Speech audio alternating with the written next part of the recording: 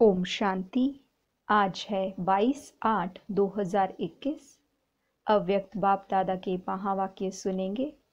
Revise course 7388। मुरली का title है भाग्यवान बच्चों के श्रेष्ठ भाग्य की लिस्ट। भाग्यवान बच्चों के श्रेष्ठ भाग्य की लिस्ट। आज भाग्य विधाता बाप दादा अपने भाग्यवान बच्चों को देख रहे हैं। हर एक ब्राह्मण बच्चे का भाग्य दुनिया की साधारण आत्माओं में से अति श्रेष्ठ है, क्योंकि हर एक ब्राह्मण आत्मा कोटों में से कोई और कोई में भी कोई है।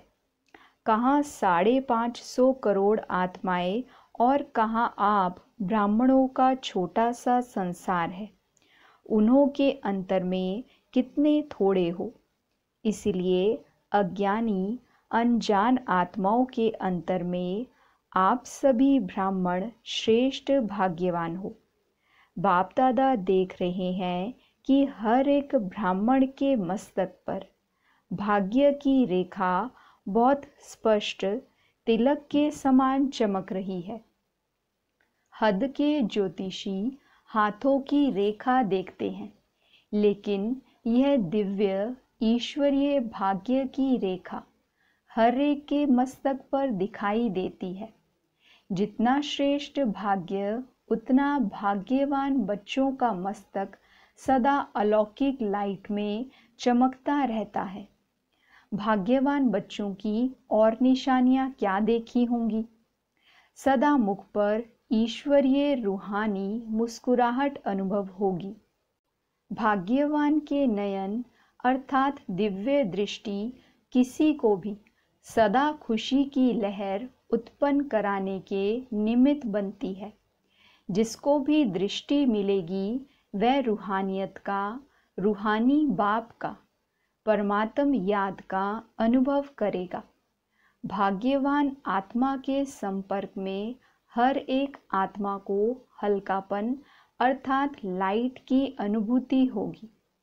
ब्राह्मण आत्माओं में भी नंबरवार तो अंत तक ही रहेंगे, लेकिन निशानियां नंबरवार सभी भाग्यवान बच्चों की है।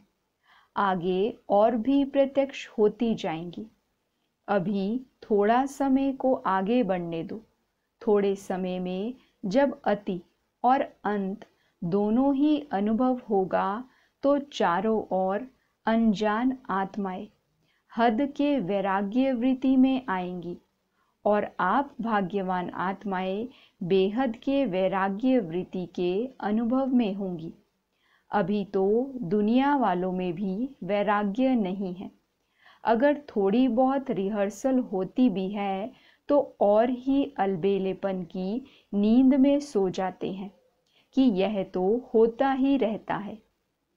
लेकिन जब अति और अंत के नज़ारे सामने आएंगे तो स्वतः ही हद की वैराग्य वृत्ति उत्पन्न होगी और अति टेंशन अर्थात तनाव होने के कारण सभी का अटेंशन अर्थात ध्यान एक बाप तरफ जाएगा। उस समय सर्व आत्माओं की दिल से आवाज़ निकलेगी कि सबका रचयिता सभी का बाप एक है और बुद्धि अनेक तरफ से निकल एक तरफ स्वतः ही जाएगी। ऐसे समय पर आप भाग्यवान आत्माओं की बेहद के वैराग्य वृत्ति की स्थिति स्वतः और निरंतर हो जाएगी और हर एक के मस्तक से भाग्य की रेखाएं स्पष्ट दिखाई देंगी। अभी भी श्रेष्ठ भाग्यवान बच्चों की बुद्धि में सदा क्या रहता? भगवान और भाग्य। अमृत वेले से अपने भाग्य की लिस्ट निकालो। भाग्यवान बच्चों को अमृत वेले स्वयं बाप उठाते भी हैं और आवाहन भी करते हैं। जो अति स्नेही बच्चे हैं उन्हों का अनुभव है कि सोने भी चाहें तो कोई सोने नहीं दे रहा है, कोई उठा रहा है, बुला रहा है। ऐसे अनुभव होता है ना। अमृत वेले से अपना भाग्य देखो। भक्ति में देवताओं को भगवान समझ भक्त घंटी बजाकर उठाते हैं और आपको भगवान खुद उठाते हैं। कितना भाग्य है। अमृत वेले से लेकर बाप बच्चों के सेवाधारी बन सेवा करते हैं और फिर आवाहन करते हैं, आओ बाप समान स्थिति का अनुभव करो, मेरे साथ बैठ जाओ। बाप कहाँ बिठाता है? बाप कहाँ बैठा है? ऊंचे स्थान पर और ऊंची स्थिति में। जब बाप के साथ बैठ जाएंगे तो स्थिति क्या होगी? मेहनत क्यों करते हो? साथ में बैठ जाओ तो संग का रंग स्वतः ही लगेगा। स्थान के प्रमाण स्थिति स्वतः ही होगी। जैसे मधुबन के स्थान पर आते हो तो स्थिति क्या हो जाती है? योग लगाना पड़ता है या योग लगा हुआ ही रहता है? तभी तो यहाँ ज़्यादा रहने की इच्छा रखते हो ना। अभी सबको कहें और 15 दिन रह जाओ तो खुशी में नाचेंगे ना। तो जैसे स्थान का स्थिति पर प्रभाव पड़ता है, ऐसे अमृत वेले या तो परमधाम में या सूक्ष्म वतन में चले जाओ, बाप के साथ बैठ जाओ।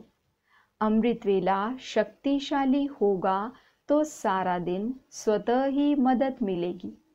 तो अपने भाग्य को स्मृति में रखो, वहाँ मेरा भाग्य।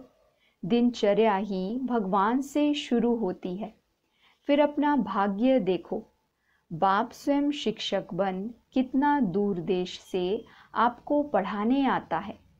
लोग तो भगवान के पास जाने के लिए प्रयत्न करते और भगवान स्वयं आपके पास शिक्षक बन पढ़ाने आते हैं। कितना भाग्य है। और कितने समय से सेवा की ड्यूटी बजा रहे हैं। कभी सुस्ती करता है, कभी बहाना लगाता है, आज सिर दर्द है, आज रात्रि को सोए नहीं हैं। तो जैसे बाप अथक सेवाधारी बन सेवा करते हैं, तो बाप समान बच्चे भी अथक सेवाधारी हैं। अपनी दिनचर्या देखो, कितना बड़ा भाग्य है। बाप सदा स्नेही सिकीलदे बच्चों को कहते हैं, कोई भी सेवा करते हो, चाहे लौकिक चाहे अलौकिक, चाहे परिवार में चाहे सेवा केंद्रों पर, कोई भी कर्म करो, कोई भी ड्यूटी बजाओ, लेकिन सदा यह अनुभव करो कि करावनहार करा रहा है, मुझ निमित्त करनहार द्वारा। मैं सेवा करने के लिए निमित्त बना हुआ हूँ, करावनहार करा रहा है। यहाँ भी अकेले नहीं हो। करावनहार के रूप में बाप कर्म करने समय भी साथ है। आप तो सिर्फ निमित्त हो, भगवान विशेष करावनहार है। अकेले करते ही क्यों हो? अकेला मैं करता हूँ यह भान रहता है तो यह मैंपन माया का दरवाज़ा है। फिर कहते हो माया आ गई। जब दरवाज़ा खोला तो माया तो इंतज़ार में है, और आपने इंतज़ाम अच्छा कर लिया तो क्यों नहीं आएगी। यह भी अपना भाग्य स्मृति में रखो कि बाप करावनहार हर कर्म में करा रहा है, तो बोझ नहीं होगा। बोझ मालिक पर होता है, साथी जो होते उन पर बोझ नहीं होता। मालिक बन जाते हो तो बोझ आ जाता है। मैं बालक हूँ और मालिक बाप है। मालिक मुझ बालक से करा रहा है। बड़े बन जाते हो तो बड़े दुख आ जाते हैं। बालक बनकर मालिक के डायरेक्शन पर करो। कितना बड़ा भाग्य है यह। हर कर्म में बाप जिम्मेवार बन हल्का बनाए उड़ा रहे हैं। होता क्या है, जब कोई समस्या आती है तो कहते हो बाबा अभी आप जानो, और जब समस्या समाप्त हो जाती है तो मस्त हो जाते हो। लेकिन ऐसे करो ही क्यों जो समस्या आवे।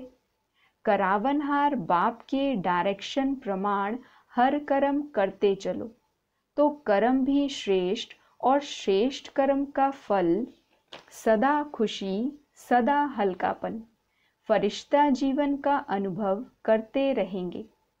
फरिश्ता कर्म के संबंध में आएगा, लेकिन कर्म के बंधन में नहीं बंधेगा। और बाप का संबंध करावनहार का जुटा हुआ है, इसलिए निमित्त भाव में कभी मैंपन का अभिमान नहीं आता है। सदा निर्माण बन निर्माण का कार्य करेंगे तो कितना भाग्य है आपका।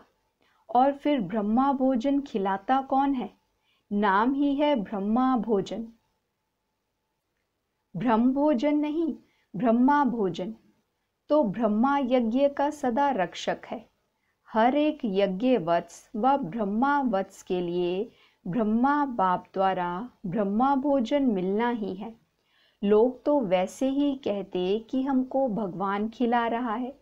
मालूम है नहीं भगवान क्या, लेकिन खिलाता भगवान है। लेकिन ब्राह्मण बच्चों को तो बाप ही खिलाता है। चाहे लौकिक कमाई भी करके पैसे जमा करते, उसी से भोजन मंगाते भी हो, लेकिन पहले अपनी कमाई भी बाप की भंडारी में डालते हो। बाप की भंडारी भोलानाथ का भंडारा बन जाता है। कभी भी इस विधि को भूलना नहीं, नहीं तो सोचेंगे हम खुद कमाते खुद खाते हैं। वैसे तो ट्रस्टी हो, ट्रस्टी का कुछ नहीं होता है।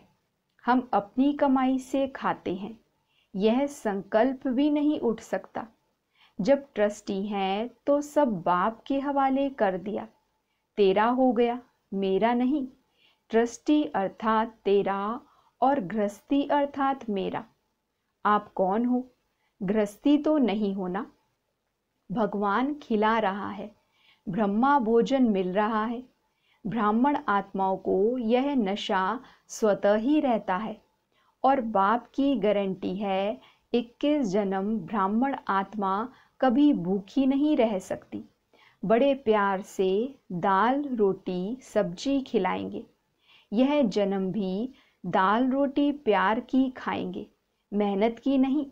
इसलिए सदा यह स्मृति रखो कि अमृत वेले से लेकर क्या क्या भाग्य प्राप्त है। सारी दिनचर्या सोचो। सुलाते भी बाप हैं लोरी दे करके। बाप की गोदी में सो जाओ तो थकावट, बीमारी सब भूल जाएगी और आप आराम करेंगे।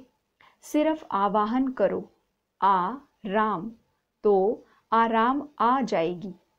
अकेले सोते हो तो और संकल्प चलते हैं। बाप के साथ याद की गोदी में सो जाओ। मीठे बच्चे, प्यारे बच्चे की लोरी सुनते सुनते सो जाओ। देखो कितना अलौकिक अनुभव होता है। तो अमृत वेले से लेकर रात तक सब भगवान करा रहा है। चलाने वाला चला रहा है, कराने वाला करा रहा है। सदा इस भाग्य को स्मृति में रखो, इमर्ज करो। कोई हद का नशा भी जब तक पीते नहीं तब तक नशा नहीं चढ़ता। ऐसे ही सिर्फ बोतल में रखा हो तो नशा चढ़ेगा? यह भी बुद्धि में समाया हुआ तो है, लेकिन इसको यूज़ करो।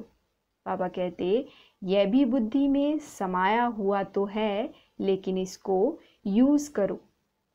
स्मृति में लाना अर्थात पीना, इमर्ज करना, इसको कहते हैं स्मृति स्वरूप बनो। ऐसे नहीं कहा है कि बुद्धि में समाया हुआ रखो, स्मृति स्वरूप बनो।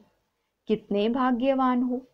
रोज अपने भाग्य को स्मृति में रख समर्थ बनो और उड़ते चलो। समझा क्या करना है?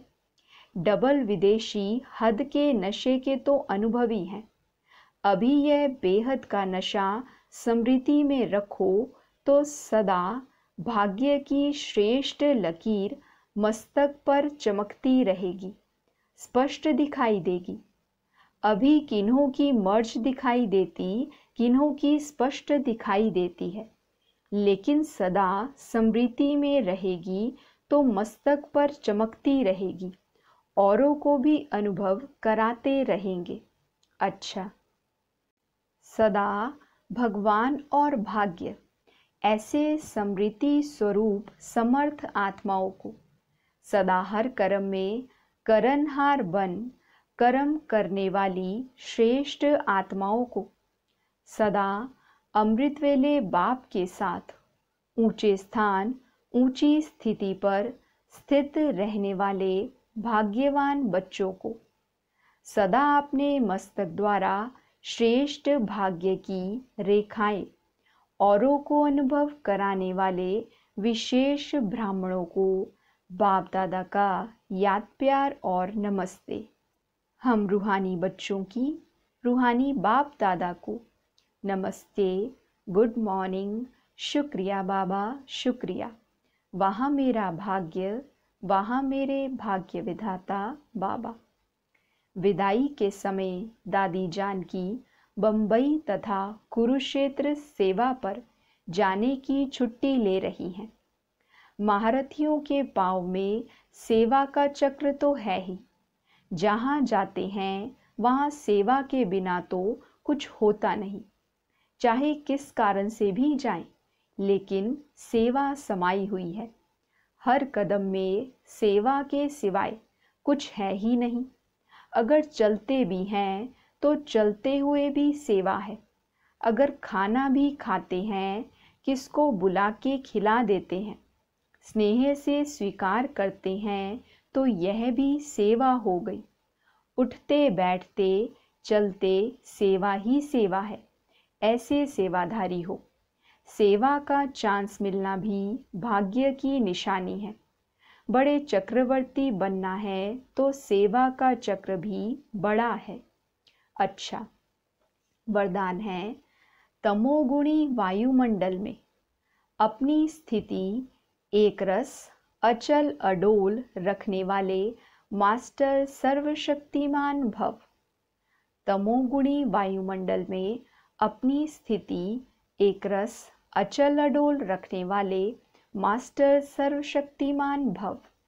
डिटेल है, दिन प्रतिदिन परिस्थितियाँ अति तमो प्रधान बननी है। वायुमंडल और भी बिगड़ने वाला है।